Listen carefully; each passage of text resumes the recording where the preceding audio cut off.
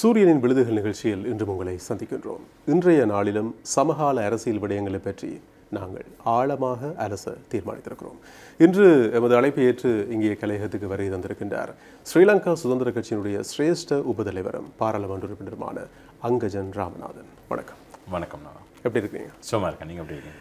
நல்ல சுகம். தேர்தலுக்காக நீங்களும் நாங்களும் எல்லாரும் தயாராகிட்டு இருக்கிறோம். ஏனென்றால் ஒரு ஊடகமாக சொல்லப்படுகிறது. நீங்கள் அந்த அரசியலில் கூடுதலாக இப்போ நாங்கள் வெளியிலிருந்து ஊடகவியலாளராக பார்ப்பதை தாண்டி நேரடியாக அரசியல் களத்தில் இருப்பவர் என்ற அடிப்படையில் தேர்தல் உண்மையில் எப்போது நடப்பதற்கான வாய்ப்பு இருக்கிறது? அதாவது எங்களுடைய அரசியலமைப்பின் அடிப்படையில் இந்த வருடம் ஒரு தேர்தல் நடக்க வேணும். குறிப்பாக ஜனாதிபதி தேர்தலுக்கான காலம் முடிகிறது. அக்டோபருக்கு முதல்ல ஒரு புதிய ஜனாதிபதி தெரிவு செய்யப்பட வேணும். ஆனால் கடந்த காலங்களில் நடந்ததுகளை வைத்து பார்க்கும்போது அதற்கான என்னவும் நடக்கலாம்ன்ற ஒரு சிச்சுவேஷனும் இப்போ இருக்குது. ஏனென்றால் அதுக்கு முதல் வர வேண்டிய தேர்தல் உள்ளூராட்சி தேர்தல். இப்போ அதுக்கு தேர்தலுக்கான நாமினேஷன் கால் பண்ணி இன்றைக்கு வேட்பாளர்கள்லாம் பணம் கட்டினா பிறகு இன்றைக்கு அது தேர்தல் இல்லை என்று ஆகிவிட்டது. அப்போ இப்படியான ஒரு சிச்சுவேஷனில் இன்னும் பலர் புதிய புதிய கதையெல்லாம் சொல்லி கொண்டிருக்கார்கள். 2 வருடம் 5 வருடம் காலம் நடிப்பு அது இதுண்டு. ஸோ இந்த 2 ஆண்டுகள் கால நீடிப்பு அரசியலமைப்பில் இருப்பதாகவும் சொல்கிறார். அரசியல் அமைப்பில் இருப்பதாக என்ன நீங்கள் அந்த மூலாசனத்தில் அமர்கின்ற ஒரு நபர் என்ற அடிப்படையில் இல்லை அப்படியான ஒரு க்ளோஸ் இருக்கத்தான் செய்கிறது. எந்த அளவில் அது இருக்கிறது? அதாவது ஜனாதிபதி அவர்களுக்கு இக்கட்டான சூழ்நிலையில் அதை காலத்தை நீடிப்பதற்கான ஒரு க்ளோஸ் பாராளுமன்ற அதாவது அரசியலமைப்பில் இருக்கிறது. அதுவும் நான் நினைக்கின்றேன் அவர் இன்றைக்கு அப்படியான ஒரு வாய்ப்பு இருந்தால் இந்த IMF-னுடைய அக்ரிமெண்ட்ன்ற சிச்சுவேஷனை வைத்து கொண்டு கோர முடியும் ஒரு கால நீடிப்பு. ஆனால் அதை மக்கள் ஏற்றுக்கொள்வார்களோ இல்லையோன்றது மக்கள் வாக்கெடுப்புக்கு போய்த்தான் செய்ய வேண்டிய சர்வஜன வாக்கெடுப்பு நிச்சயம். ஆகவே ஏதோ ஒரு வகையில் தேர்தல் ஒன்றுக்கான வாய்ப்பு அதிகமாக நிச்சயமா நான் நம்புகின்றேன். மக்களுடைய போகாமல் இந்த முறை தேர்தல் இல்லை. அதாவது நீங்கள் சொன்ன மாதிரி ஜனாதிபதி தேர்தலோ மக்கள் வாக்கெடுப்போ இரண்டில் ஏதாவது ஒன்றுக்கு போய் தான் இதுக்கான ஒரு சொல்யூஷன் எடுக்க முடியுமே ஒழிய இல்லாமல் வெறுமனே பாராளுமன்றத்தை மட்டும் வைத்துக்கொண்டு கால நடிப்பை செய்வதற்கான வாய்ப்புகள் இந்த முறை குறைவு. ஜனாதிபதி ரணில் விக்ரமசிங்க ஒரு இக்கட்டான காலகட்டத்தில் இந்த ஆட்சி பொறுப்பை ஏற்றுக்கொண்டார். அவருடைய அந்த துணிச்சல் பொதுவாக இன்றும் அவராலும் பல மேடைகளில் உச்சரிக்கப்படுகிறது. எல்லாரும் பின்வாங்கினார்கள், நான் பின்வாங்கவில்லை என்று. ஒரு எதிர்க்கட்சி அரசியல் என்பதை தாண்டி நீங்கள் அதை எப்படி பார்க்கிறீர்கள்? நிச்சயமாக நாங்கள் அனைவரும் எதிர்பார்க்காத ஒரு நிலைமையில் இருந்தது 2022. ஏனென்றால் நாங்கள் அந்த நேரம் சுதந்திர கட்சி ஸ்ரீலங்கா பொதுஜன பெரமுன அரசுக்கு ஒரு ஒத்துழைப்பை கொடுத்து கொண்டிருந்தது. அந்த நேரம் ஸ்ரீலங்கா சுதந்திர கட்சி பல தடவைகள் அந்த நேரம் இருந்த ஜனாதிபதி முன்னாள் ஜனாதிபதி கோட்டாபய ராஜபக்ஷ அவர்களிடம் பல அழுத்தங்களையும் பல விடயங்களையும் பேசியிருந்தது.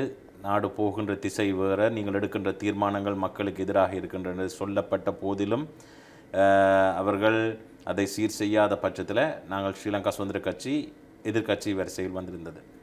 அந்த நேரம் உண்மையிலேயே நாங்கள் அந்த ஆட்சியில் இருந்திருந்தாலும் அந்த ஆட்சிக்கு அனுசரணை கொடுத்திருந்தாலும் அங்கே இருந்த சகல பாராளுமன்ற உறுப்பினர்களுக்குமே நாடு போகின்ற நிலையை கூட அறிவிக்காத ஒரு நிலைமை இருந்தது.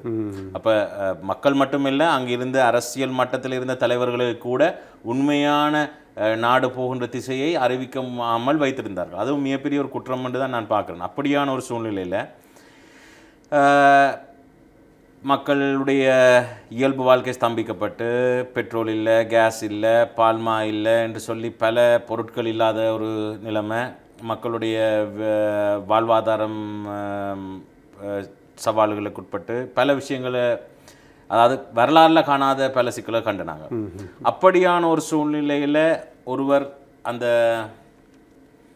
அந்த வாய்ப்பை பயன்படுத்தி இந்த மக்களுக்கான ஒரு ஸ்டெபிலிட்டி, ஒரு ப்ரீதிங் ஸ்பேஸ்ன்னு சொல்லலாம், ஒரு மூச்செடுப்பதற்கான ஒரு அவகாசம் கொடுத்ததில் நிச்சயமாக அவருக்கு அந்த நேரம் அதற்கான ஒரு பாராட்டுகள் நிச்சயமாக கொடுக்க முடியும்னு நான் நம்புகிறேன். அந்த கிரெடிட் அவருக்கு போய் சேரும், கண்டிப்பாக போய் சேரத்தான் வேணும்னு நான் நம்புகிறேன். ஏனென்றால் அந்த தருணத்தில் இன்றைக்கு அந்த நேரம் இருந்த ஜனாதிபதி அவர்கள் பதவியை திறந்து விட்டு வீட்டுக்கு பின்பலியால் போக வேண்டிய சூழ்நிலை ஏற்பட்ட போதிலும் அந்த நேரம் பிரதமராக இருந்தவர் ஏதோ காரணங்களுக்காக இல்லை நான் ஜனாதிபதியாக வருவேன் என்ற நின்று இன்றைக்கு அதை ஓரளவுக்காவது அதாவது அந்த நேரமே ஸ்டேபிள் இல்லாத ஒரு அரசை இப்போது ஏதோ ஒரு விதத்தில் ஒரு ஸ்டெபிலிட்டியோட அதை கொண்டு போய் கொண்டிருப்பதற்கு நிச்சயமாக அவருக்கு அந்த பாராட்டுகளை சொல்லத்தான் வேணும். இதே நிலைப்பாட்டில் தான் உங்களுடைய மைத்ரிபால சிறிசேனவும் இருக்கிறாரா? ரணில் விக்ரமசிங்க சம்பந்தமாக உங்களுடைய இதே நிலைப்பாட்டில் இருக்கிறாரா? அதாவது நீங்கள் கேட்ட விடயத்தில் இருக்கலாம், ஆனால் அதற்கு பிறகு அந்த அரசு நடந்து கொண்டிருக்கின்ற விதங்களோ அதில் நடக்கின்ற முடிவுகளோ கொண்டு வரப்படுகின்ற தீர்மானங்களோ அனைத்தும் ஏற்கக்கூடியதாக இருக்கின்றால் நான் நம்பவில்லை. இல்லை, பொறுப்பு கூறல் என்ற ஒன்று இருக்குதானே. இப்போ யுத்தத்துக்கு பிறகு பொறுப்பு கூறல், இந்த மாதிரி இந்த பொறுப்பு கூறல் விடயத்தில் மைத்ரிபால சிறிசேனவுக்கு மிகப்பெரிய ஒரு பங்கு இருக்கிறது. ஏனென்றால் ராஜபக்சர்களுடைய ஆட்சி எப்போதும் மாறாது என்று சொல்லப்பட்ட காலகட்டத்தில் மக்கள் அதை மாற்றி மைத்ரிபால சிறிசேனவிடம் தூக்கி தந்தார்கள் நாட்டை நிர்வகிங்கள் என்று. கோட்டை விட்டது மைத்ரிபால சிறிசேன தரப்பு. ஆகவே மீண்டும் அதே ராஜபக்சர்களிடம் ஆட்சி பொறுப்பை மக்கள் ஒப்படைக்கும் அளவுக்கு நிலைமையை மாற்றியது நல்லாட்சி என்று சொல்லப்பட்ட அரசாங்க காலகட்டத்தில் நடந்து கொண்ட விதங்கள். மைத்ரிபால சிறிசேனவனுடைய பலவீனமான ஆட்சி, நிர்வாகம், முறையற்ற நிர்வாகம், பலவீனமான நிர்வாகம், தனக்கு கீழ் இருப்பவர்கள் என்ன செய்கிறார்கள் என்று தெரியாது என்று சொல்கின்ற அளவுக்கு இன்றொன்று நாளை ஒன்று பேசுகின்ற நிலைமை, காலையில் ஒன்று மாலையில் ஒன்று பேசுகின்ற நிலைமை, சொன்னதை மறந்து பேசுகின்ற ஒன்று, எடுக்கின்ற தீர்மானங்கள் எதிர்பார்க்காத முரண்பாடு. நல்ல நேரம் நான் தேர்தலில் வென்றேன், இல்லாவிட்டால் 6 அடி குழியில் என்னை புதைத்திருப்பார் மஹிந்த ராஜபக்ச என்று சொல்லிவிட்டு அவரையே அழைத்தவரிடம் பிரதமர் பதவியை ஒப்படைத்த மைத்ரிபால சிறிசேன இந்த மாதிரி முரண்பாடான பல விடயங்களை செய்து மீண்டும் ராஜபக்சர்களிடம் நாட்டை ஒப்படைக்க வைத்தது மைத்ரிபால சிறிசேன என்றுதான் மக்கள் கருதுகிறார்கள். அது அந்த பொறுப்பு அந்த விடயத்தில் ஒரு விடயம் உண்மையாகவே தெளிவுபடுத்த வேண்டிய தேவை இருக்கு. ஏனென்றால் உங்களுக்கு தெரியும் 2015 மைத்ரிபால சிறிசேன முன்னாள் ஜனாதிபதி தெரிவு செய்யப்படும் போது மக்கள் ஏகோபித்த வாக்குகளால் தெரிவு செய்தார்கள், அதுவும் குறிப்பாக சிறுபான்மை மக்கள். ஆனால் உங்களுக்கு தெரியும் அன்று வந்த ஆட்சி ஒரு இலங்கை அரசுக்கே ஒரு புதிய ஒரு விதமான ஒரு ஆட்சி. குறிப்பாக இதுவரை காலமும் 2 துருவங்களாக இருந்த கட்சிகள் 2ஆக ஒன்று சேர்ந்து அரசை அமைப்பதுன்றது.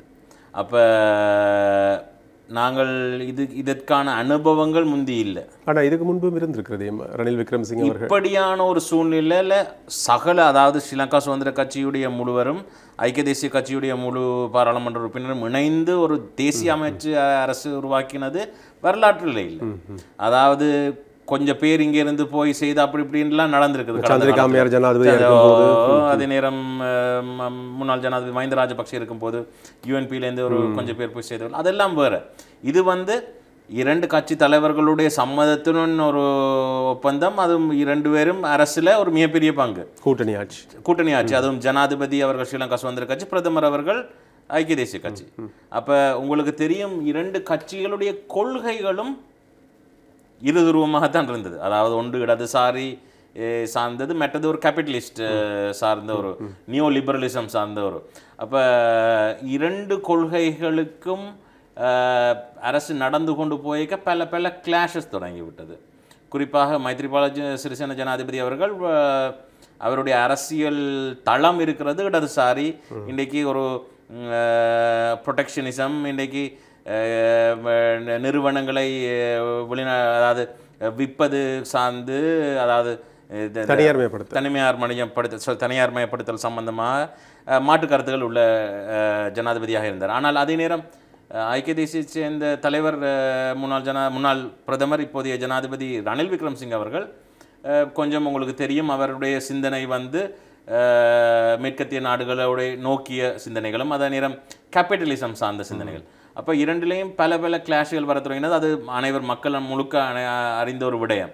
அப்போ அப்படியான ஒரு சூழ்நிலையில்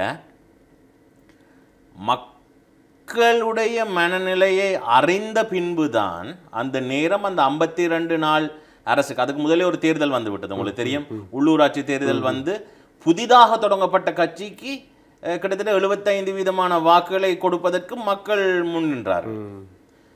ஏனென்றால் இன்றைக்கு அவர்களுடைய சிந்தனை நல்லாட்சி தவறிவிட்டது என்ற அடிப்படையில். அப்போ அந்த நேரம் அவர் ஒரு பொறுப்பு கூற வேண்டிய இடத்தில் இருந்தார் என்றால் அன்றைக்கு அவர்களுடைய ஆட்சி தயாராக பின்பு நல்லாட்சி அதற்கு தலைமையாக மட்டும்தான் ஜனாதிபதி அவர்கள் வந்தார்கள். ஆனால் உங்களுக்கு தெரியும் அந்த நேரத்தில் நடந்து கொண்டிருந்த விடயம் என்றால் ஜனாதிபதி நாட்டினுடைய ஜனாதிபதி தலைவராக இருந்தாலும் கேபினெட்டில் இன்றைய கேபினெட்டில் இருந்த மினிஸ்டர்ஸ் முழுக்க ஐக்கிய தேசிய கட்சியுடைய அமைச்சர்கள். அப்போ அந்த நேரம் பாலிசி வாய்ஸில் பல கிளாஷ். அப்போ அப்படியான ஒரு சூழ்நிலையில் இன்றைக்கு மக்களும் அதை திசை மாறி மக்கள் இன்றைக்கு வேறு பக்கத்துக்குத்தான் மக்களுடைய ஆதரவு இருக்கின்றதை அறிந்த பின்பு பொறுப்பு கூறக்கூடிய ஒரு தலைவராக அடுத்த ஃபியூச்சருக்கு எப்படி இந்த நாட்டை கொண்டு போகணும் என்ற அடிப்படையில் தான் மக்களுடைய மனநிலை அறிந்து தான் நான் நினைக்கின்றேன் 52 நாள் அரசாங்கத்துக்கான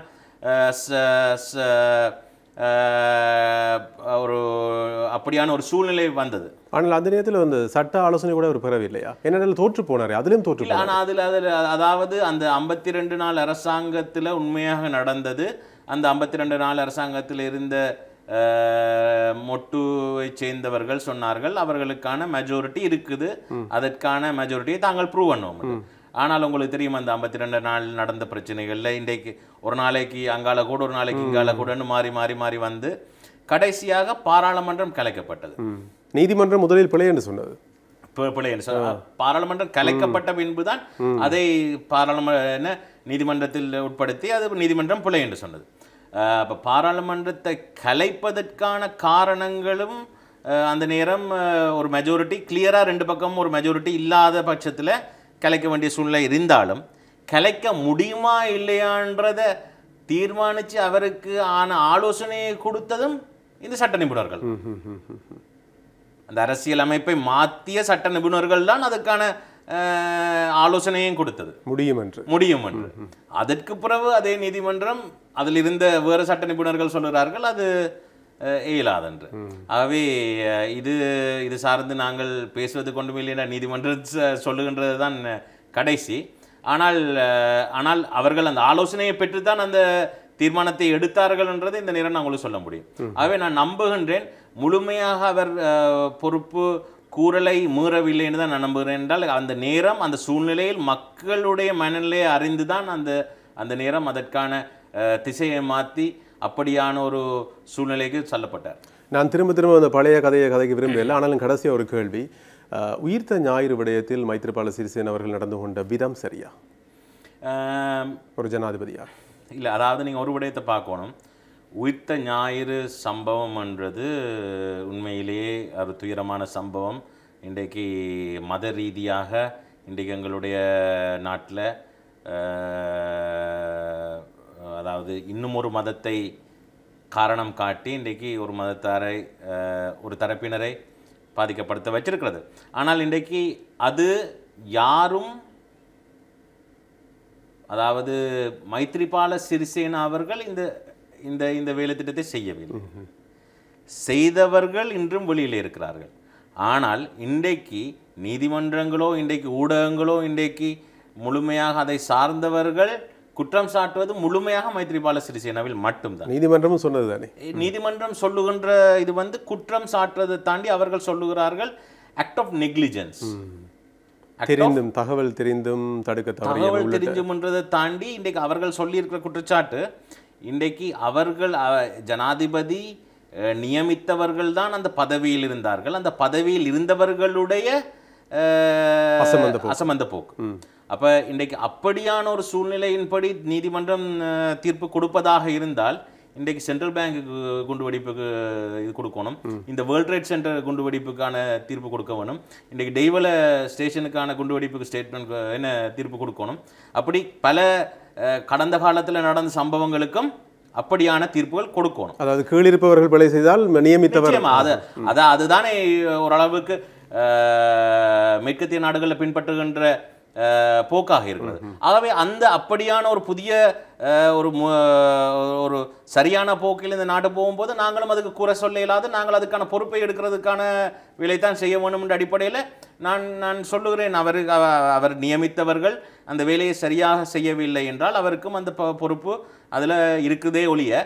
ஆனால் நாங்கள் முக்கியமான ஒரு விடயத்தை தவற விட்டு இவரை குற்றவாளியாக்கி இன்றைக்கு ஊடகத்திலேயோ அல்லது நீதிமன்றங்கள்லேயோ ஒரு அரசியல் நாடகம் தான் நடக்கிறதாக நான் பார்க்குறேன். ஏனென்றால் இன்றைக்கு நீங்கள் பார்த்தீர்கள் என்றால் ஸ்ரீலங்கா சுதந்திர கட்சி பல தலைவர்களை, பல பிரதமர்களை, ஜனாதிபதியை, பல அரசுகளை உருவாக்கிய கட்சி என்ற அடிப்படையில் இன்றைக்கு அந்த கட்சியூடாக இன்னும் ஒரு சவால் வருமோ, தலைவர்கள் உருவாகுவார்களோ, புதிய அரசு உருவாகுமோ என்ற ஐயப்பாடு இருப்பவர்கள் இன்றைக்கு அதை இல்லாமல் ஆக்குவது ஊடாக தங்களுக்கான புதிய தங்களுக்கான வழியை கிளியர் பண்ணுறதுக்கான ஒரு ரூட்டாக இருக்குமோன்ற ஐயப்பாடு தான் இப்போ அனைவருக்கும் ஏற்படுது. என்றால் இன்றைக்கு உண்மையாக இந்த குற்றத்தை செய்தவர்கள் வெளியில் இருக்கிறார்கள். இப்போது புதிய புதிய தகவல்கள் எல்லாம் வருது. வேறு புதிய அரசாங்கத்தை உருவாக்குவதற்கு இருந்தவர்கள் செய்தார்கள், அல்லது இன்றைக்கு வெளிநாடுகளில் இருந்து செய்தவர்கள் பல பல ஒவ்வொருத்தரும் ஒரு கதையை சொல்லிடும். இன்றைக்கு அதன் ரீதியாக இன்றைக்கு அரசில் இருப்பவர்கள் கூட போலீஸ் அவர்களுடைய கையில் தான் இருக்கிறது, நீதிமன்றம் இன்றைக்கு அவர்களுடைய கையில் தான் இருக்குது. இதை வைத்துக்கொண்டு சரியான ஒரு குற்றவாளியை அடையாளப்படுத்தி அவர்களுக்கான அந்த தண்டனையை பெற்றுக் கொடுப்பதூடாக இந்த மக்களுக்கான ஒரு உண்மையிலேயே ஒரு நிம்மதியை கொடுக்க முடியும் என்றால் அதுவும் இன்னும் இல்லை. ஆனால் வெறுமனே இந்த அசம்பந்த போக்கு என்று சொன்ன அந்த ஆக்ட் ஆஃப் நெக்லிஜென்ஸை மட்டும் வைத்துக்கொண்டு நாங்கள் அனைவரும் நிம்மதியாகிறோம். ஆனால் தடுக்க தவறினார் தகவல் தெரிந்தும் தடுக்க தவறியமை என்ற ஒரு குற்றச்சாட்டு. தகவல் தெரிந்தும் இல்ல, அது அதற்கான காரணங்களை நீதிமன்றத்தில் சொல்லி நீதிமன்ற தீர்ப்புல கொடுத்திருக்கிறது இது சம்பந்தமா. அப்ப தீர்ப்பளித்த பின்பு தீர்ப்புக்குத்தானே நாங்கள் பதில் சொல்ல முடியுமே ஒழிய குற்றச்சாட்டுகள் நிரூபிக்கப்படாட்டால் அதுக்கான பதிலை நானும் உங்களுக்கு இந்த இடத்துல சொல்ல வேண்டிய தேவையில்லை நினைக்கிறேன். அதான் இப்போது ஸ்ரீலங்கா சுதந்திர கட்சியினுடைய நிலைமை, நீங்கள் ஏற்கனவே பேசும்போது சொன்னீர்கள் எத்தனையோ தலைவர்களை, ஜனாதிபதிகளை, பிரதமர்களை உருவாக்கிய கட்சி என்ற அடிப்படையில் நீண்ட காலம் தொடர்ச்சியாக ஆட்சியில் இருந்த கட்சி இல்லையா? ரணசிங்க பிரேமதாசவினுடைய ஆட்சி மாற்றத்துக்கு பிறகு மீண்டும் ஒரு மாற்றம் வருவதற்கு மிக நீண்ட இடைவெளி வந்தது. அப்படியான நீண்ட கால ஆட்சியில் இருந்த கட்சி என்ற அடிப்படையில் எத்தனையோ தலைவர்களை உருவாக்கிய கட்சி இன்று பல தலைவர்களை கொண்ட ஒரு கட்சியாக மாறி இருக்கிறது. யார் தலைவர் என்று தெரியல. உண்மையில நீங்கள் யார்ட பக்கம் இருக்கிறீங்க? நீங்கள் விஜயதாச ராஜபக்சோடு இருக்கிறீங்களா, அல்லது திலங்கு சுமதிபாலோடு இருக்கிறீங்களா, அப்படி இல்லைண்டா நீங்கள் நிமால் ஸ்ரீபாலோட சில்வா தரப்பில் இருக்கிறீங்களா, யாரோட இருக்கிறீங்க? நான் உண்மையில சொல்ல போனால் மக்களோட நிற்கிறேன். அண்ட் மக்கள் இதுவரை காலம் என்னை கட்சியில் உள்ள ஒரு உறுப்பினராகத்தான் பார்த்துருக்கிறார்கள். அதாவது நான் எப்பயுமே சொல்லி வந்த விஷயம், என்னுடைய மக்களை நான் பிரதிநிதிப்படுத்துகிறேன் ஸ்ரீலங்கா சுதந்திர கட்சியில்.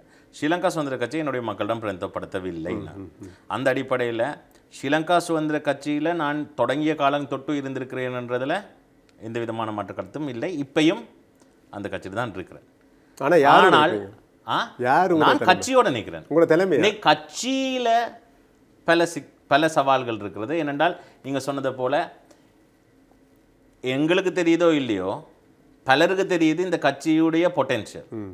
அப்போ இந்த கட்சியுடைய பொட்டென்ஷியலை தெரிஞ்சவர்கள் இன்றைக்கு அதை அந்த கட்சி தலைமைக்கான ஒரு போட்டியை வைத்து கொண்டு ஒரு சிலர் அதை கோர்ட்ஸில் வச்சிருக்கிறார்கள்.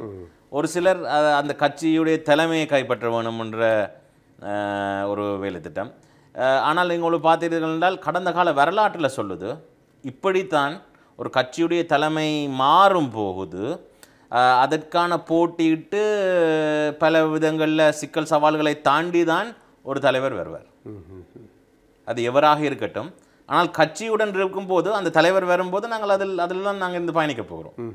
அப்போ என்னை பொறுத்த வரைக்கும் உங்களுக்கு தெரியும், கடந்த காலத்தில் ஸ்ரீமாவ பண்டாரன் அம்மையார் இருக்கும்போது அவருடைய குடியுரிமை பறிக்கப்பட்டதில் இருந்து பல இதை தாண்டி தான் ஸ்ரீலங்கா சுதந்திர கட்சி வந்திருக்கிறது.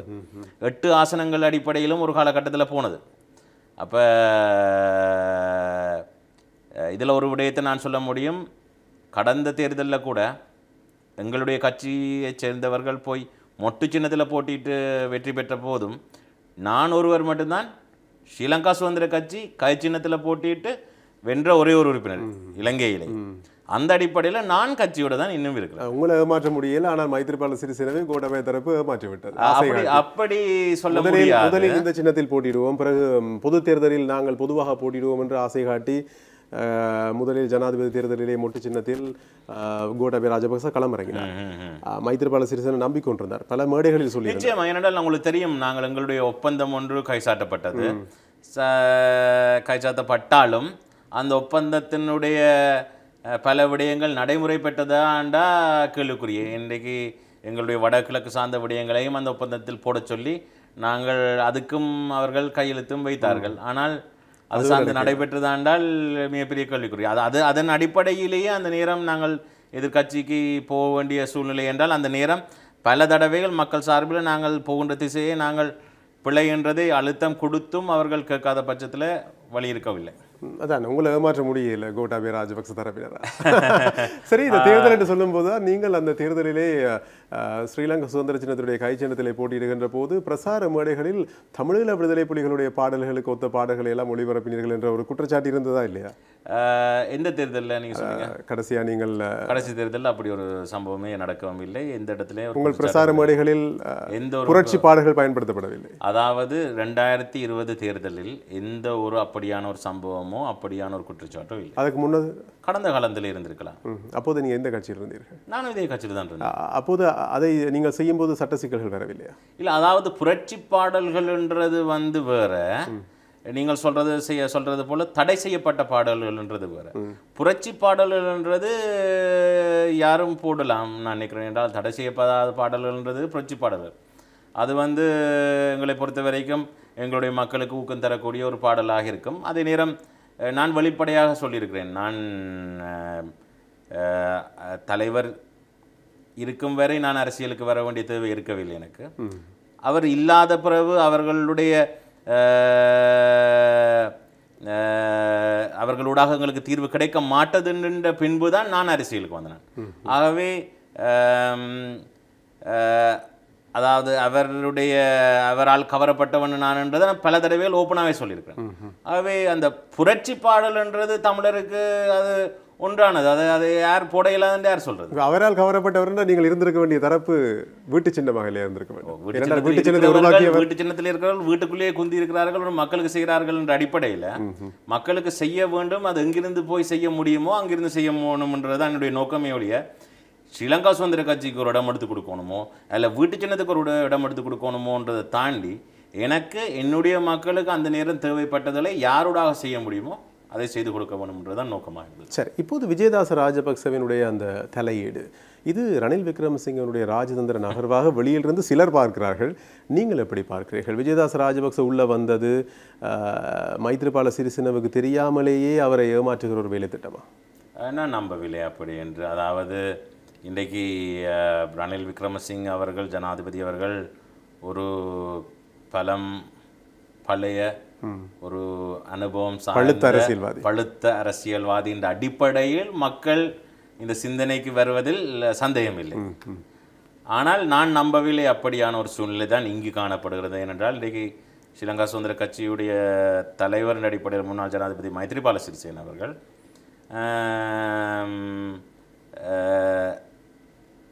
இவருடைய வேலை திட்டங்களை பார்த்து விளங்கி கொண்டுதான் அவரை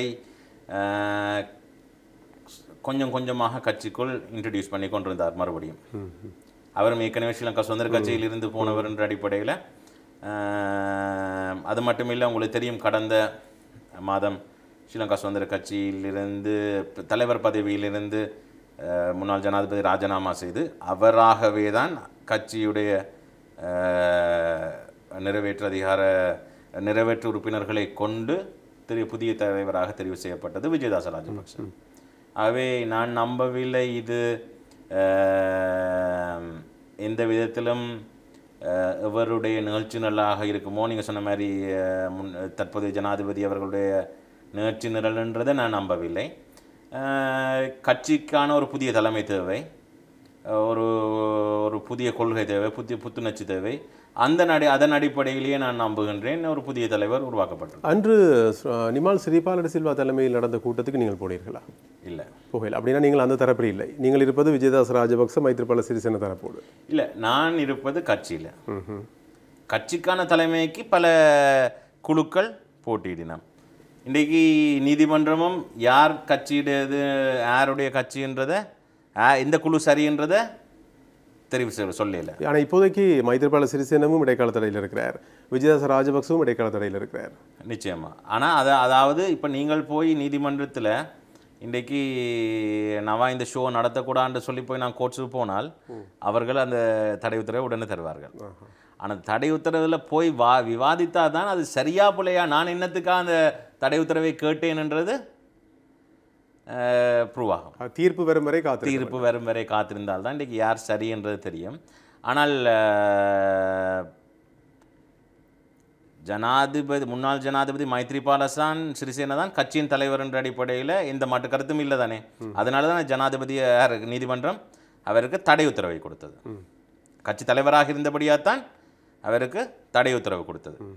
அப்போ இன்றைக்கு அவர் கட்சி தலைவர் பதவியிலிருந்து ராஜினாமா செய்வதும் சட்ட ரீதியானது. ஏன், தலைவராக இருந்து தான் அவரை தடை உத்தரவு கொடுத்திருந்தால் அதை இருந்து ராஜினாமா செய்வது அது நியாயமானது.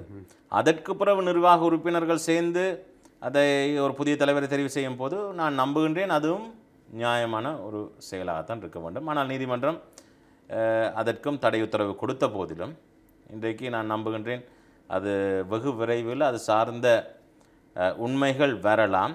ஆனால் அதுக்கிடையில் ஒரு தேர்தலை கொண்டு வரும் பட்சத்தில் இன்றைக்கு ஸ்ரீலங்கா சுதந்திர கட்சியை முழுமையாக செயலிழக்குவதற்கான ஒரு யுக்தி நடக்கிறதோ என்றது ஒரு யூகம் நடக்கிறதோன்ற ஒரு இதுவும் இருக்கிறது. நிச்சயமாக அது வெளியில் இருக்க எல்லாருக்குமே அந்த சந்தேகம் இருக்கிறது.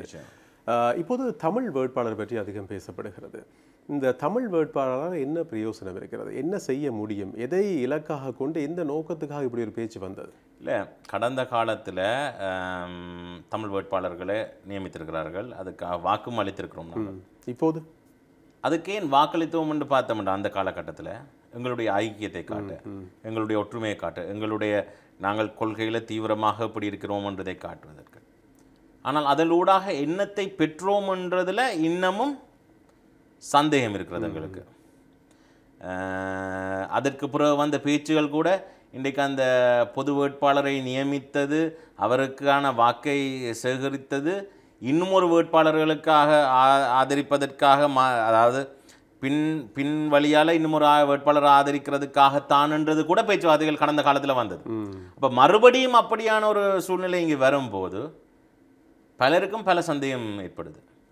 மறுபடியும் இது இன்னும் ஒருவருக்கு ஏதோ ஒரு வேட்பாளருக்கு உதவுவதற்காகத்தான் இப்படியான பொது வேட்பாளர்களை நியமிக்க, அதாவது வேட்பாளராக நியமித்து அவருக்கு வாக்கு சேகரித்து சிறுபான்மையினுடைய, அதாவது குறிப்பாக தமிழ் மக்களுடைய வாக்கை ஒரு டைவர்ட் பண்ணி ஒரு செல்லா வாக்காக மாற்றிவிட்டால் யாரோ ஒருவர் இதால் பயன்பெற போகிறார். ஒரு பக்கம் மட்டும் தீர்மானிக்கும் சக்தியாக.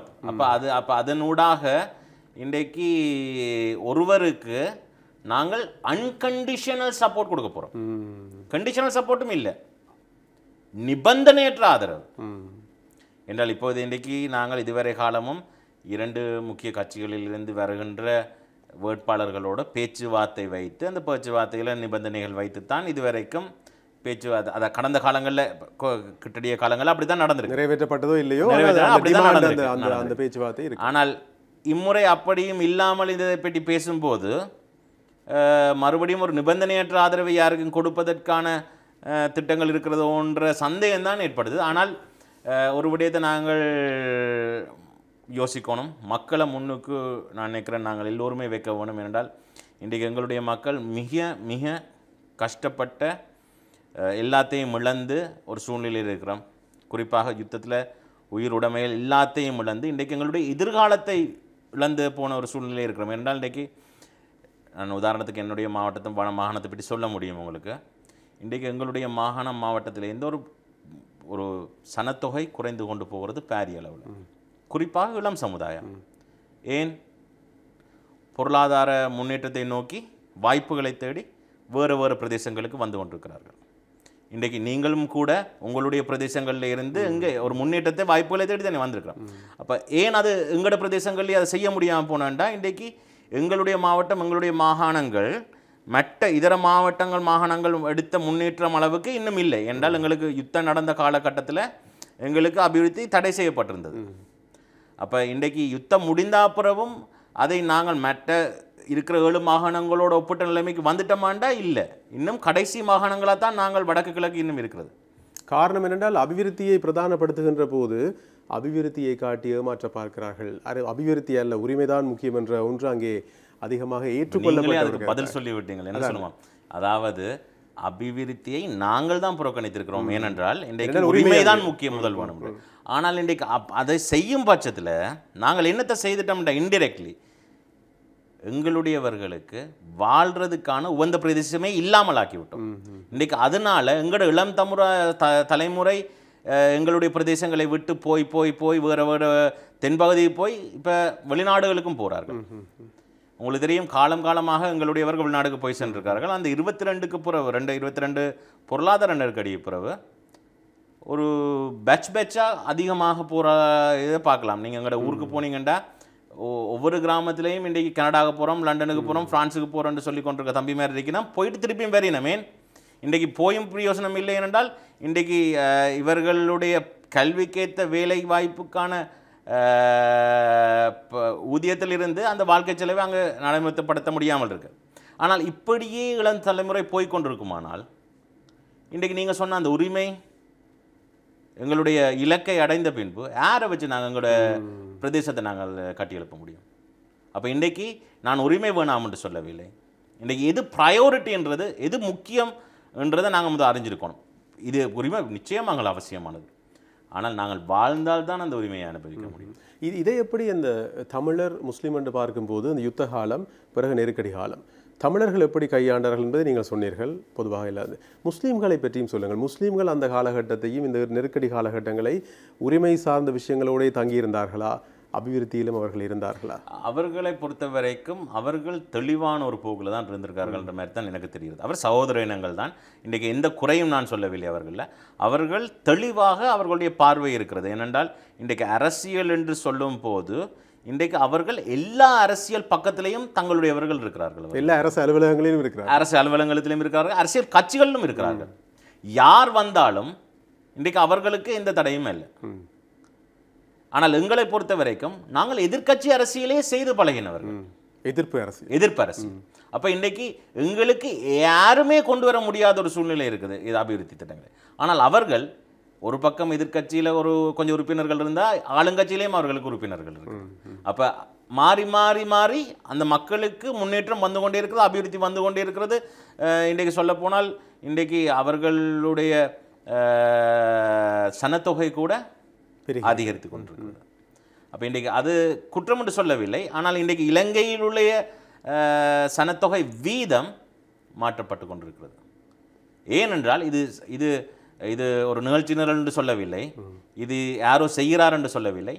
ஆனால் நாங்களே தான் எங்களுடைய இப்படியான ஒரு வீழ்ச்சிக்கு காரணமாக அமைகிறோம். என்றால் இன்றைக்கு ஒரு அபிவிருத்தி இல்லாத ஒரு பிரதேசம், இன்றைக்கு பொருளாதார ரீதியாக பலம் இல்லாத ஒரு பிரதேசம், இன்றைக்கு கல்வியில் நாங்கள் பெருமை கூடிய ஒரு பிரதேசமாக தான் நாங்கள் இருந்தோம். நாங்கள் தமிழ் மக்களுடைய கடந்த கால சாதனைகள் வந்து பெரிதும் பெருமைக்குரிய விடயங்கள், எங்களுடையவர்கள் தான் பெரிய பெரிய பதவியில் இருந்து சொன்ன ஒரு காலம் இருந்து இன்றைக்கு அதே கல்வி குறைந்து கொண்டு போய் இன்றைக்கு பெறுபவர்கள் வரும்போது எங்களவர்களுடைய பெயர்களே இல்லை. குறிப்பாக சொல்லும் போது போனால் இன்றைக்கு நாங்கள் மெரிட் வேணாம் என்று கோட்டா வேணாம் என்று சொன்னவர்கள் இன்றைக்கு கோட்டாவில் தான் அதிகமானவர்கள் எங்களுடையவர்கள் பல்கலைக்கழகத்துக்கு போய்கொண்டிருக்கார்கள் என்று சொல்வதில் உண்மையிலே நான் வைக்கப்படுறேன்.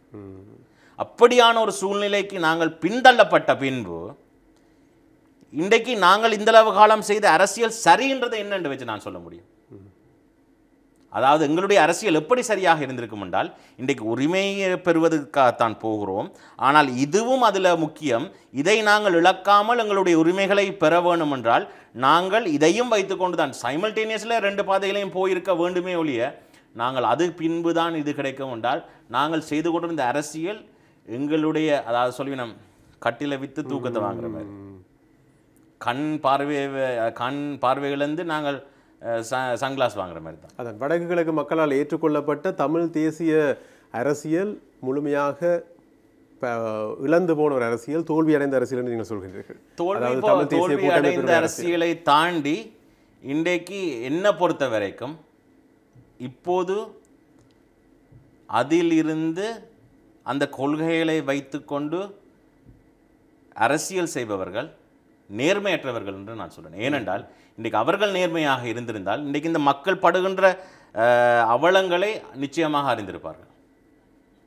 யாசகம் கேட்பதற்கு காயத்தை காண்பித்து யாசகம் கேட்பது போன்று இந்த கஷ்டத்தையும் துன்பத்தையும் உரிமையையும் நிலத்தையும் காணியையும் காண்பித்து வாக்குகளை சேகரிக்கிறார்கள் என்பது உங்களுடைய அதாவது பதவிக்காக மட்டும் இருப்புக்காக மட்டும் அல்ல இந்த கட்சியுடைய வரலாறுக்காக மட்டும் இல்லாமல் இன்றைக்கு இந்த மக்களுக்காகவும் சிந்திக்க வேண்டிய தருணம் வந்துவிட்டது. நான் நினைக்கிறேன் இல்லாவிட்டால் இன்றைக்கு இந்த இந்த இந்த தமிழ் தேசியம் இன்றைக்குன்றது இல்லாமல் போகக்கூடிய வாய்ப்புகள் இருக்கின்றால் தமிழ் இனம் ஒன்று இலங்கையில் இருந்தால் தானே நாங்கள் தமிழ் தேசியத்தை பற்றி பேச வேண்டி வரும். இன்றைக்கு நீங்கள் இலங்கையிலேயே வடக்கில் போய் பல கிராமங்களில் பார்த்தீங்கன்றால் பல கிராமங்கள் ஒரு முதியோர் சங்க கிராமங்கள் மாதிரி தான் இருக்கிறது. என்றால் இடம் சமுதாயம் வெளிநாடுகளில் இருக்கிறது.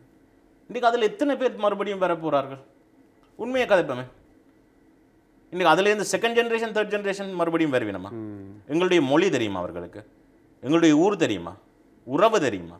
இன்றைக்கி அப்படியான ஒரு சூழ்நிலையில் என்ன நடக்க போகுதுன்றது மிகப்பெரிய ஒரு பயங்கரமான சிச்சுவேஷன்.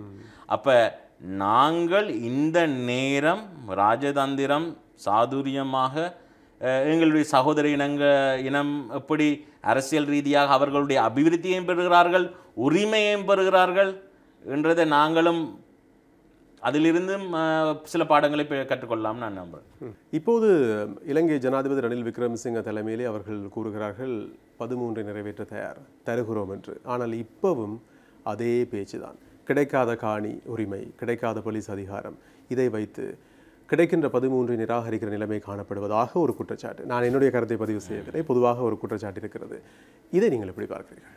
இல்லை, என்னை பொறுத்த வரைக்கும் எங்களுக்கு பல தடவைகள் வாய்ப்பு கிடைத்தும் அந்த வாய்ப்புகளை சரியாக நாங்கள் பயன்படுத்தினோமான்றா அது விவாதத்துக்குரிய விஷயமாக தான் இருக்குது. என்ற பலர் சொல்லுவார்கள், இல்லை நாங்கள் இப்படி சேர்க்கணும் அப்படி சேர்க்கணும். அதே மாதிரி தான் இன்னும் ஒரு தருணம் இதுன்னு நான் நம்புகிறேன். என்றால் இப்போதே இருக்கிற ஜனாதிபதி மக்களால் தெரிவு செய்யப்படாத ஜனாதிபதி, பாராளுமன்றத்தில் தெரிவு செய்யப்பட்ட ஜனாதிபதி, ஆனாலும் ஜனாதிபதி நிச்சயமாக நிறைவேற்ற அதிகமாக கொண்ட ஜனாதிபதி. நிச்சயமாக அவரை கன்வின்ஸ் பண்ணக்கூடியதாக இருந்தால் நிச்சயமாக எங்களுக்கான ஒரு தீர்வை பெறக்கூடிய வாய்ப்பு இருக்குது. குறிப்பாக அவர் இருக்கின்ற பொசிஷன் இப்போ உங்களுக்கு தெரியும், அவர் ஒரு சிறுபான்மையினரால் வரவேற்கப்பட்ட ஜனாதிபதி. அவர் இருக்கின்ற அரசு இன்றைக்கு பெரும்பான்மை மக்களால் தெரிவு செய்யப்பட்ட உறுப்பினர்களை கொண்ட அரசு. இன்றைக்கு அந்த இரண்டும் சேரும் போது ஒரு வாய்ப்பு இருக்கிறது, 2 பேருக்கும் ஏற்றுப்படக்கூடிய ஒரு தீர்வை கொண்டு வருவதற்கு. அப்போ அப்படியான ஒரு சூழ்நிலையில் ஜனாதிபதி அவர்கள் தமிழ் பாராளுமன்ற உறுப்பினர் அனைவரையும் கூப்பிட்டு இது சார்ந்து பல பேச்சுவார்த்தைகள் நடைபெற்ற போதிலும் முதலாக சொல்லப்பட்டது தேர்தலுக்கு முதல் 13வது திருத்தச் சட்டத்தை முழுமையாக அமல்படுத்துவோம் என்று. 13வது திருத்தச் சட்டம் மட்டுமல்ல, இன்றைக்கு நீண்ட காலமாக பேசிக்கொண்டிருக்கின்ற பல கிரிட்லாக்னு சொல்லும்போது பல சிக்கலான விடயங்கள், இன்றைக்கு காணி விடுவிப்பு, இன்றைக்கு தொல்பொருளூடாக எங்களுக்கு நடக்கக்கூடிய காணி அபகரிப்புகள், இன்றைக்கு வனவளம், இன்றைக்கு ஃபாரஸ்ட் வைல்ட் லைஃப் என்று சொல்லியிருக்கிற பிரச்சனை, அதையும் தாண்டி இன்றைக்கு அரசியல் கைதிகளுடைய விடுதலை, மற்றது நான் இன்னும் ஒரு விடயத்தையும் ஜனாதிபதியிடம் பேசியிருந்தேன். இன்றைக்கு அந்த அபிவிருத்தி இடைவெளி மற்ற மாவட்டங்களோடு இருக்கிற அதையும் நிரப்ப வேண்டிய, இப்போ அந்த விடயங்கள் சார்ந்தும் இந்த 13வது திருத்தச் சட்டத்தோடு சேர்ந்து அது சார்ந்தும் நடவடிக்கை எடுப்பதற்கான வழிமுறைகளை சொல்லப்பட்டிருந்தது. அதையும் தாண்டி இன்றைக்கு உங்களுக்கு தெரியும், மாகாண சபையில் இன்றைக்கு அதிகார பகிர்வு சார்ந்து பேசும்போது உங்களுக்கு தெரியும் லிஸ்ட் 1, லிஸ்ட் 2, லிஸ்ட் 3 இருக்குது. அதாவது எது மாகாணத்துக்கு அதிகாரம் இருக்கிறது, எது மத்திக்கு அதிகாரம் இருக்குது, எது 2க்கும் அதிகாரம் இருக்குண்டு. அப்போ இன்றைக்கு அதில் ஒரு குழு ஒன்று நியமிக்கப்பட்டு ஒரு தீர்மானம் எடுக்கப்பட்டது, மத்தியில் இருக்கிற பல விடயங்களை மாகாணத்துக்கு கொடுப்பதற்கு ஒப்புதல் பெற்று. அப்போ பார்க்கும்போது இது ஒரு தீர்வு திட்டமாக நான் பார்க்கவில்லை, ஆனால் நாங்கள் ஏறி இருக்கக்கூடிய ஒரு முதல் படியாக நான் பார்க்குறேன். அப்போ அந்த கடைசியில் இது ஒரு ஃபைல் ஒன்று தந்தார் எங்களுக்கு, அறிக்கை ஒன்று. அது தரும்போது எங்களுடைய பல தமிழ் தரப்பினர் அதை முழுமாக நிராகரித்து விட்டார்கள். அதற்கு நாங்கள் ஏற்றுக்கொள்ள முடியாது என்று.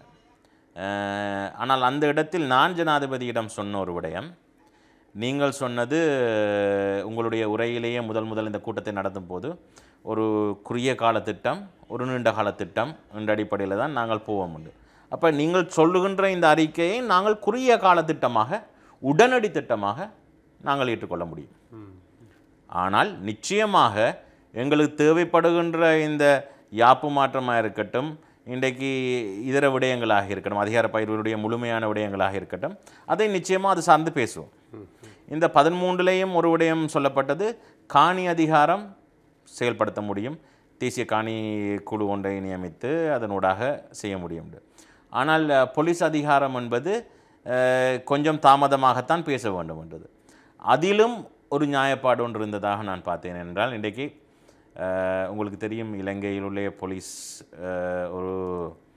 உடைய நிலைமை கொஞ்சம் அரசியல் மயப்படுத்தப்பட்டவர்களாகத்தான் தென்படுகிறார்கள். இன்றைக்கு அது தெற்காசியாவிலேயே அப்படியான ஒரு சூழ்நிலை தான் காணப்படுகிறது. அப்போ உங்களுக்கு தெரியும், ஒரு போலீஸ் மினிஸ்டர் இருந்தே இன்றைக்கு இந்தளவு பொலிட்டிக்கல் தான் போலீஸ். அப்போ 9 மாகாணத்துக்கு 9 போலீஸ் மினிஸ்டர் இருந்தா, 9 சீஃப் மினிஸ்டர் இருந்தா, இன்றைக்கு ஒவ்வொரு மாகாண போலீஸும் ஒவ்வொரு திசையில் அரசியல் மயப்படுத்தப்பட்டு இன்றைக்கு பாரதூரமான விளைவுகளையும் சந்திக்கக்கூடும். ஆகவே நான் இது வேண்டாம் என்று சொல்லல போலீஸ் அதிகாரம், ஆனால் இது சார்ந்தும் சிந்தித்து நாங்கள் செயல்பட வேண்டியிருக்கு. அதுக்காக பேச்சுவார்த்தைக்கு நிச்சயமாக போக வேண்டியிருக்கு. அப்போ நான் நம்புகிறேன், நீங்கள் சொன்னதை போல் குறைஞ்சபட்சம் இதை ஏற்றுக்கொண்டு அடுத்த கட்டமாக நாங்கள் பேச்சுவார்த்தையை தொடர்ந்திருந்தால் இன்றைக்கு மறுபடியும் நாங்கள் முதல்லேருந்து தொடங்குவோம். அந்த பராட்டா சூரி ஒரு படத்தில் சொல்லுவார், இல்லை நாங்கள் முதலேருந்து தொடங்குவோம்டா, இன்றைக்கி யாருடைய தேவைக்காக இதை முதலேருந்து தொடங்குறோம்ன்றது தானே இருக்குது. நாங்கள் எங்களுடைய மக்களுக்கு ஒரு ரிலீஃப் கொடுத்து தானே நாங்கள் அடுத்த கட்டத்துக்கு போகணும். கட்டம் கட்டமாக அடையலாம். ஆனால் இந்த கட்டம் கட்டமாக கொடுக்காததால் இன்றைக்கு எங்களுடைய மக்கள் எங்களோட மாகாணத்தில் எங்களோட பிரதேசத்தில் வாழையிலான்னு தானே சொல்லி கொண்டு போயினோம். அப்போ நாங்கள் இன்டிரெக்ட்லி யாருக்கு வேலை செய்கிறோம்? எங்களோட மக்களுக்கு வேலை செய்கிறோமா? அல்லது இன்றைக்கு எல்லாரும் சொல்கிற பேர் இன்றைக்கு இந்த அரசினுடைய நிகழ்ச்சியினர்கள் அல்ல பெரும்பான்மையினுடைய நிகழ்ச்சியினர்களுக்கு வேலை செய்கிறோமா?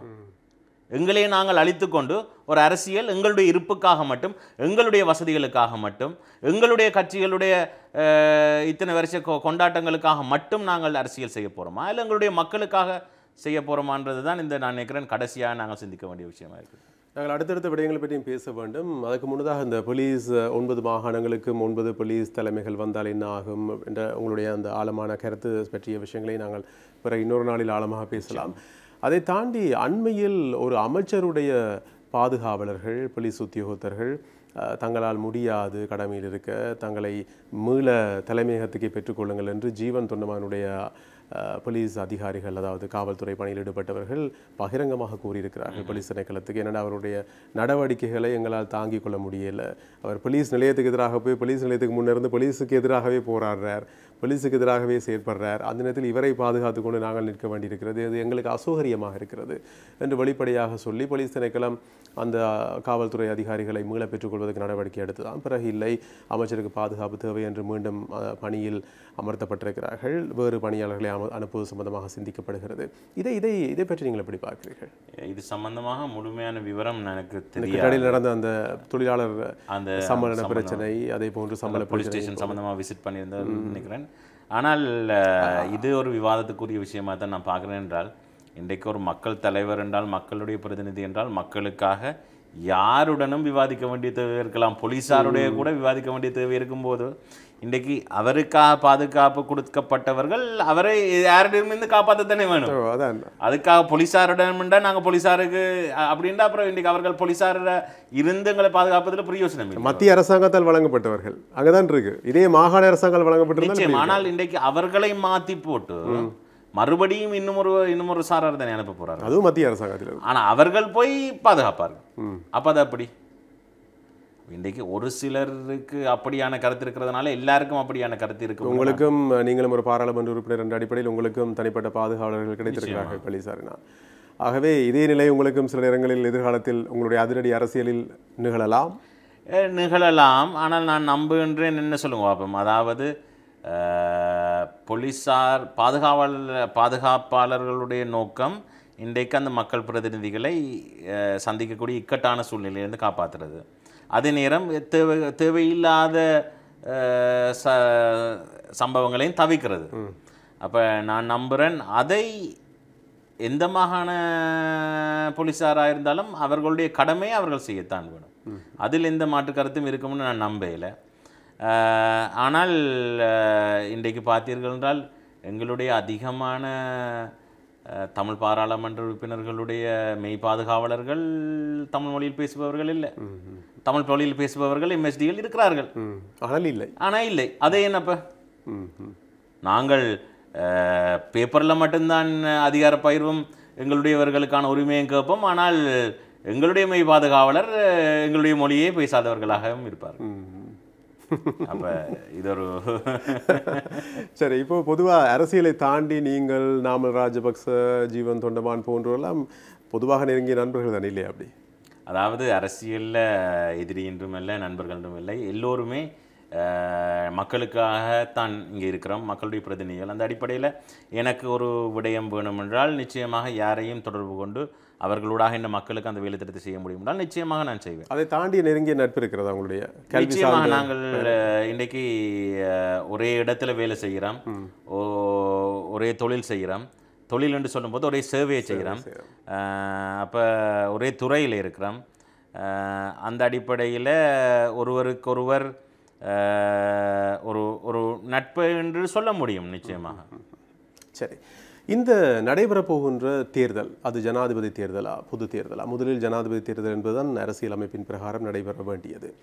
இந்த மாலிமாவ் என்று சொல்லப்படுகின்ற JVP தரப்பு சின்னத்தை மாற்றி அவர்கள் களமிறங்கி இருக்கிறார்கள், அல்லது சின்னத்தை மறைத்து அவர்கள் களமிறங்கி இருக்கிறார்கள், இப்படியும் சொல்லப்படுகிறது. அவர்களுடைய வளர்ச்சியை அது வளர்ச்சியாக பார்க்குறீங்களா, அல்லது அது வெறும் சத்தம் தானா? அது இல்லை, கடந்த காலத்திலேயும் இது போன்று வளர்ச்சி சத்தங்கள் வந்திருக்கிறது. ஆனால் வாக்கெண்ணும் போது அதற்கான எந்த ஒரு எவிடன்ஸ் கூட இல்லாமல் அந்த சத்தத்துக்கோ அந்த வளர்ச்சிக்கோ இல்லாமல் போகிறது.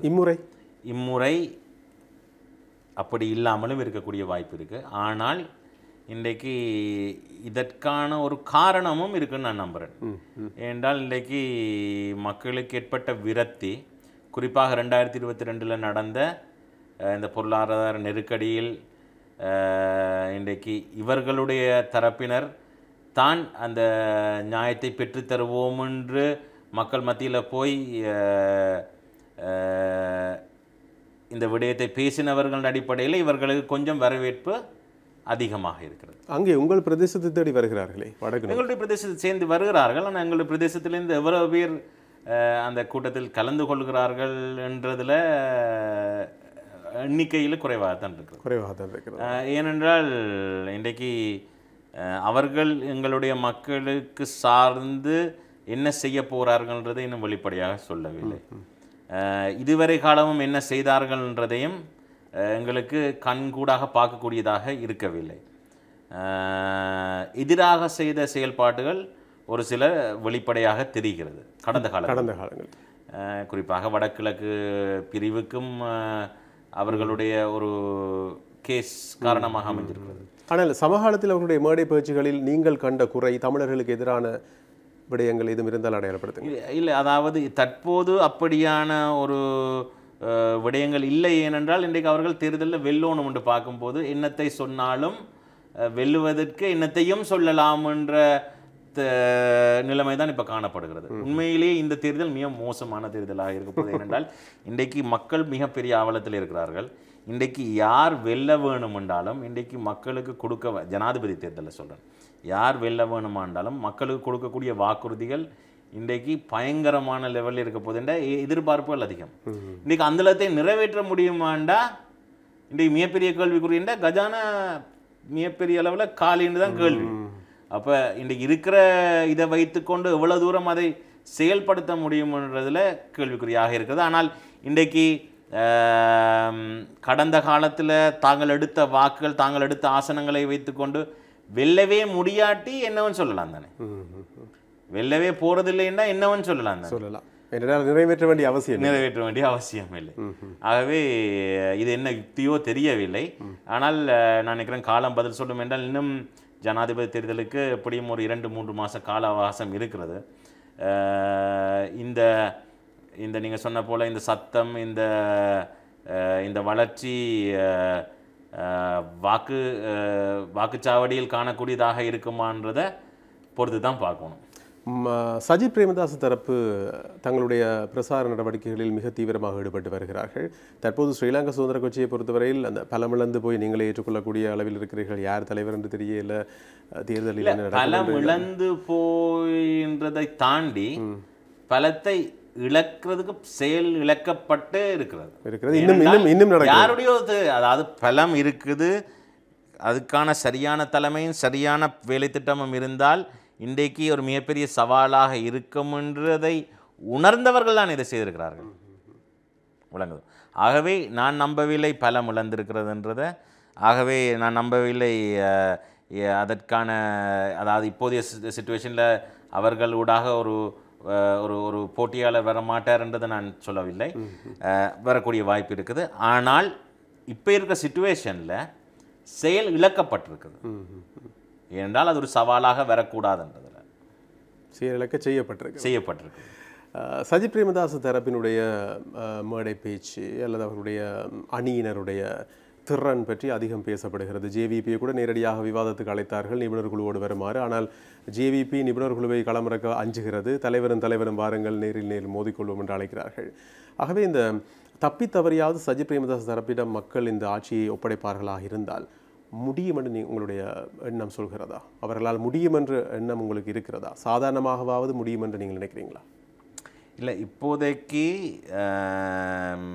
எவரும் முடியும் என்று சொல்கிற அளவுக்கு வேலை திட்டமாக காட்டவில்லை. ரணில் விக்ரமசிங்கை தவிர ரணில் விக்ரமசிங்க அவர்கள் செயல்பாட்டில் செய்து கொண்டிருக்கார். ஆனால் அவரும் இன்னும் அடுத்த 5 வருஷத்துக்கான திட்டத்தை காட்டல. தற்போதைக்கு பிரச்சனை இல்லாமல் போய்கொண்டிருக்கிறது. ஆனால் எதிர்காலத்தில் தான் இப்போ 2 வருஷத்தில் நாங்கள் IMF-னுடைய கடனை மறுபடியும் கட்ட வேண்டியது, பழைய கடன்களையும் கட்ட தொடங்க வேண்டிய சூழ்நிலை இருக்குது. அதுக்கு அங்கேருந்து பணம் வர போகிறது என்று அது சார்ந்த திட்டம் இன்னும் ஜனாதிபதி அவர்களும் தெரிவிக்கலை. குறிப்பாக இன்றைக்கு அதுக்கான மாற்றுன்னு சொல்லுகின்ற கட்சிகளாக இருக்கட்டும், தலைவர் அன்றகுமார் திசாநாயக்காவாக இருக்கட்டும், தலைவர் சஜித் பிரேமதாசாவாக இருக்கட்டும், இருவருமே இன்னும் வேலை திட்டம் என்ற அடிப்படையில் கட்சி ரீதியாகவோ தலைவர்கள் இன்னமும் இதை வெளிப்படையாக சொல்லவில்லை. நான் நம்புகின்றேன் இப்படியான விவாதங்கள் என்றது மேற்கத்திய நாடுகளில் அதிகம் இருக்கிறது. அதாவது வேட்பாளர்கள் இணைந்து கேட்கின்ற கேள்விகளுக்கு விவாதிக்கிறது. ஆகவே அது ஒரு முற்போக்கான விடயம் இந்த நாடுகளிலையும் நடந்தால் நிச்சயமாக அது வரவேற்கத்தக்கதாக இருக்கும் மக்களுக்கும். ஏனென்றால் மக்களுக்கு உண்மையிலேயே தெரியும் யாரிடம் உண்மையான பரப்பு இருக்குது என்று. இல்லாமல் வெறுமனே கேம்பெயினோ அல்ல வெறுமனே அந்த பேச்சு திறமையில் மட்டும் வாக்களிக்கிறத தாண்டி இன்றைக்கு உண்மையாகவே வைத்திருக்கிற திட்டங்கள் என்ன இப்படியான ஒரு பிரச்சனைகள் வரும்போது எப்படி அதை சந்திக்க போயினோம்ன்றதுகளை நேரடியாக இந்த விவாதத்தினூடாக கேட்கும்போது மக்களுக்கும் ஒரு தெளிவான ஒரு பார்வை ஏற்பட முடியும்னு நான் நம்புகிறேன். ஆகவே நான் நம்புகிறேன் இருவருமே நிச்சயமாக அந்த விவாதத்தை செயல்படுத்த வேணும் என்று.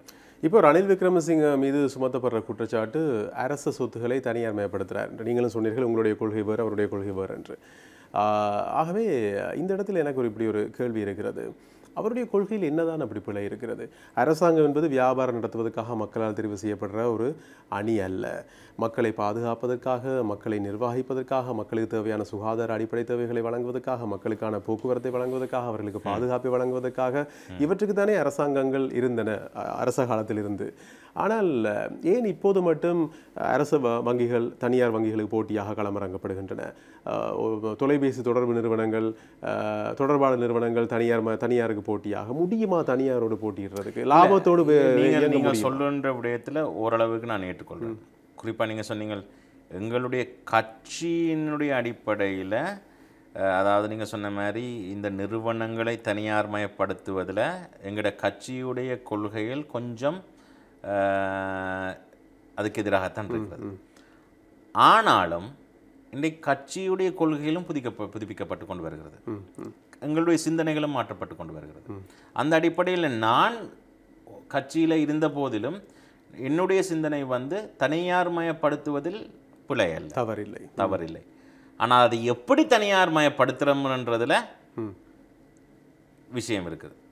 அதை வெளிப்படையாக ஒழுங்கான பொறிமுறையை பயன்படுத்தி சரியானவருக்கு அது போய் சேருமா இருந்தால், அதனூடாக இந்த நாட்டுக்கும் பயன் வருமா இருந்தால் நிச்சயமாக தவறில்லை. ஆனால் அதே நேரம் நீங்கள் சொன்னதை போல் இப்போ நாங்கள் சிடிபியை தனியார் பயன்படுத்துகிறோம் வைங்க, போக்குவரத்து. ஆனால் இன்றைக்கு ஒரு க்ளோஸ் ஒன்று இருக்கத்தான் வேணும்.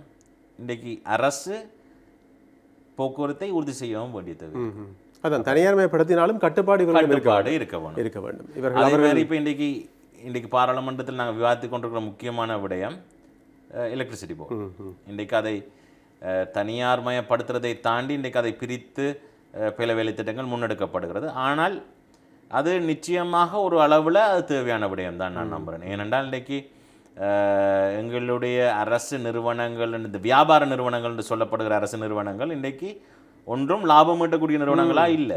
ஏனென்றால் தனியார் நிறுவனங்களோடு போட்டியிட முடியாது. நிச்சயமாக இன்றைக்கு அவர்கள் வந்து மிகப்பெரிய ஒரு கடன் சுமையை தான் மக்கள் மீது சுமத்துற ஒரு வேலை திட்டமாக இருக்கிறது. ஆகவே இன்றைக்கு அதை தனியார் மயப்படுத்தும் போது நிச்சயமாக ஒரு முதலீட்டை செய்பவருக்கு எப்படி லாபம் ஈட்டணும்ன்றது தெரியும். இன்றைக்கு அரசு அதை முதலீடு செய்யும் போது இன்றைக்கு யாருக்குமே அந்த பொறுப்பு இல்லாமல் இருக்கிறது. அதை லாபமாட்டக்கூடிய ஒரு நிறுவனமாக்கி அதை மக்களுக்கு அதனூடாக ஒரு ஒரு பிரதிபலனை கொடுக்க வேணும். சம்பளம் வந்துடும். தனியார் நிறுவனங்களில் அப்படி இல்லை. சம்பளம் வழங்கும் போது கேள்விகள் வரும்.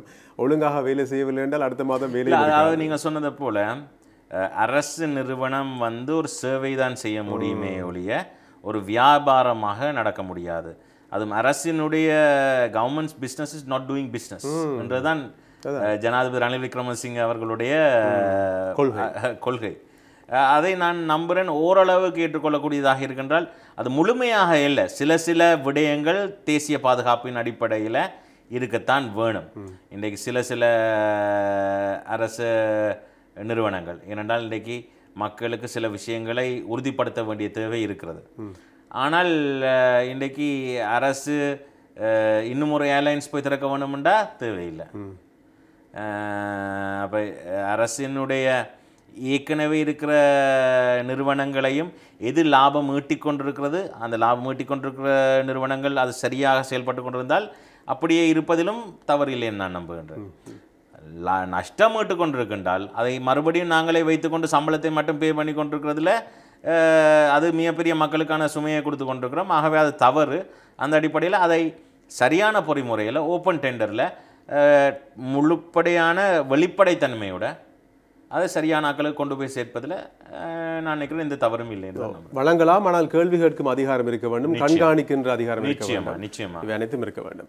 சரி, இப்போது இறுதியாக உங்களுடைய வாக்காளர்கள் அவர்களுக்கு நீங்கள் சொல்கின்ற செய்தி, எந்த தேர்தல் வந்தாலும் நாடு போகிற போக்கு உள்ளிட்ட அனைத்தையும் அடிப்படையாக வைத்து உங்களுடைய மெசேஜ், உங்களுடைய தகவல் என்னவாக இருக்க போகிறது? இல்லை, அதாவது எங்களுடைய பிரதேசத்தை பொறுத்த வரைக்கும் நான் சொன்னதை போல் மிக பெரிய சவால்களை சந்தித்து இன்றைக்கு நாங்கள் ஒவ்வொரு செங்கலாக மறுபடியும் எங்களுடைய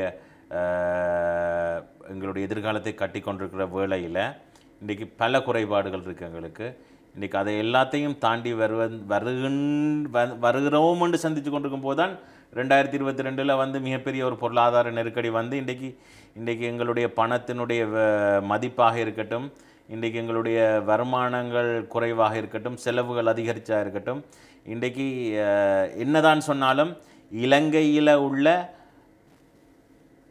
வறுமையாக இருக்கிற முதல் 10 மாவட்டங்களில் வடகிழக்கில் உள்ள சகல மாவட்டங்களும் வருது. அப்போ நாங்கள் இன்னமும் வறுமை என்ற அடிப்படையில் தான் இருக்கிறோம். இன்றைக்கு வறுமை என்று சொல்லும்போது இன்றைக்கு அதில் இருந்து மீண்டு வந்தால்தான் எங்களுக்கான கல்வியாக இருக்கட்டும், எங்களுடைய உரிமையாக இருக்கட்டும், எல்லாத்தையும் பெற முடியும். அப்போ இன்றைக்கு அதிலிருந்து வர வேண்டும் என்றால் நாங்கள் எங்களிடம் இருக்கிற என்ன வளம் என்று பார்த்தால் இன்றைக்கு பெரிதளவில் என்ன வளமோ பொருளாதார ரீதியாக இண்டஸ்ட்ரியல் உருவாக்கக்கூடிய வளங்களோ இல்லை. ஒன்றே ஒன்று, எங்களுடைய அடுத்த தலைமுறைக்கு சரியான கல்வி, அதை கொண்டு போய் சேர்ப்பது ஊடாக மட்டும்தான் இன்றைக்கு எங்களுடைய அடுத்த தலைமுறைக்கு நாங்கள் ஏதாவது ஒரு பொருளாதார முன்னேற்றத்தை கொடுக்க முடியும். இன்றைக்கு நான் சொன்னது போல் எங்களுடைய இளைஞர்கள் ஏராளமானவர்கள் வெளிநாட்டுக்கு போனாலும் அவர்கள் போகிறது வந்து டாக்டர் வேலைக்கு இல்லை, என்ஜினியர் வேலைக்கு இல்லை, லோயர் வேலைக்கு இல்லை, படித்திருந்தாலும் அந்த வேலைகளுக்கு போயில, அதாவது சாதாரண வேலைகளுக்கு தான் போகிறார்கள். அன்றைக்கு சாதாரண வேலைகளுக்கு வெளிநாடு பக்கத்து நாடுகள்லேருந்து அவர்களுக்கு போட்டியாக குறைய சம்பளத்தில் வந்து வேலை செய்ய தயாராக இருக்கிறார்கள். அப்போ இன்றைக்கு நாங்கள் எங்கட பிரதேசத்தை தாண்டி வெளியில் போயும் நாங்கள் சர்வைவ் பண்ண முடியாத ஒரு சுச்சுவேஷனில் நிற்கிறோம். அப்போ நாங்கள் எங்களை தயார்படுத்தாமல் நாங்கள் எந்த போட்டிக்கும் போட்டியிடுவது தகுதியானவர்களாக ஆக மாட்டோம். அப்போ நாங்கள் எங்களுடைய அடுத்த தலைமுறையை கல்வி ரீதியாக அவர்களை தகுதியுள்ளவர்களாக திறமையானவர்களாக உருவாக்கும் பட்சத்தில் தான் இன்றைக்கி பொருளாதார ரீதியாக எங்களுடைய ஒவ்வொரு தனி குடும்பங்களும் குடும்ப மட்டத்திலையும் முன்னேறி கொண்டு வரும் பட்சத்தில் நிச்சயமாக எங்களோட பிரதேசம் முன்னேறும். எங்களுடைய இனமும் நான் நம்புகிறேன் இந்த உரிமைகளை பேச்சுவார்த்தையூடாக டிமாண்டோடு நாங்கள் பேசி எடுக்கக்கூடிய ஒரு நிலைமை எங்களுக்கு வரும். அதை நோக்கி பயணிப்பது தான் என்னுடைய நோக்கமாக இருக்கிறது.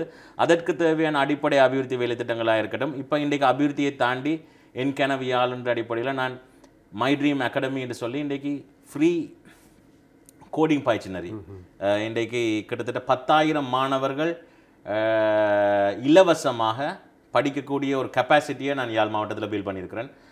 அதனூடாக இன்றைக்கு புதிய இளந்தலைமுறை இந்த கோடிங் பயிற்சினரியூடாக இந்த தொழில்நுட்ப திறமைகளை வளர்த்து கொண்டால் இன்றைக்கு உலகத்தில் ஒரு யூனிவர்சல் லாங்குவேஜ் கோடிங்ன்றது. அப்போ யாழ் மாவட்டத்தில் இருந்து கொண்டோ திருகோணமலையில் இருந்து கொண்டு இன்றைக்கு கலிஃபோர்னியாவில் ஓவர் த கம்ப்யூட்டர் வேலை செய்யக்கூடிய வாய்ப்பு இருக்குது, டாலர் எடுக்கக்கூடிய வாய்ப்பு இருக்குது. அப்போ நாங்கள் எங்களுடைய அடுத்த தலைமுறையை எதை நோக்கி பயணிக்க கொண்டு போகிறோம், எதுக்கான கெப்பாசிட்டியை கிரியேட் பண்ண போகிறோம்ன்றது இருக்குது. அதை நோக்கித்தான் என்னுடைய பயணமாக இருக்கிறது. இந்த நேரம் கல்வி கூடங்களை அமைக்கிறதுக்கான முதலீடு எப்படி? நிச்சயமாக என்னுடைய அதாவது இதுக்கு அரசு தராது நிதி, இதுக்கு என்னுடைய சொந்த நிதியை பயன்படுத்தி நான் இந்த வேலை திட்டத்தை செய்கிறேன். ஏனென்றால் என்னுடைய நோக்கம் இப்போ நீங்கள் பணம் இருந்தால் நான் நினைக்கிறேன் பேங்க்கில் கொண்டு போய் போடுவீங்க, ஏன்னா அதனோடாக உங்களுக்கு ஏதோ ஒரு பிரயோசனம் வரும், வட்டி வரும், அதை நம்ம இல்லாட்டி ஒரு முதலீடுக்கு போடுவீங்க. நான் இது ஒரு முதலீடாக தான் பார்க்குறேன். இதில் பணம் வர்ற முதலீடு இல்லை எனக்கு. ஆனால் இன்றைக்கு இந்த முதலீடு என்னென்றால் நான் மக்களுக்கு கொடுத்த வாக்குறுதி என் கனவு யாழை நோக்கிய பயணம் என்று தான் சொல்லியிருந்தேன். அப்போ இன்றைக்கு என் கனவு யாழ் என்று சொல்லும் போது என்னுடைய கனவில் இன்றைக்கு அங்கே வாழ்கிற மக்கள் அனைவருடைய நாங்கள் வாழ்கிற மாவட்டம் நாங்கள் வாழ உகந்த மாவட்டமாக இருக்க வேண்டும்.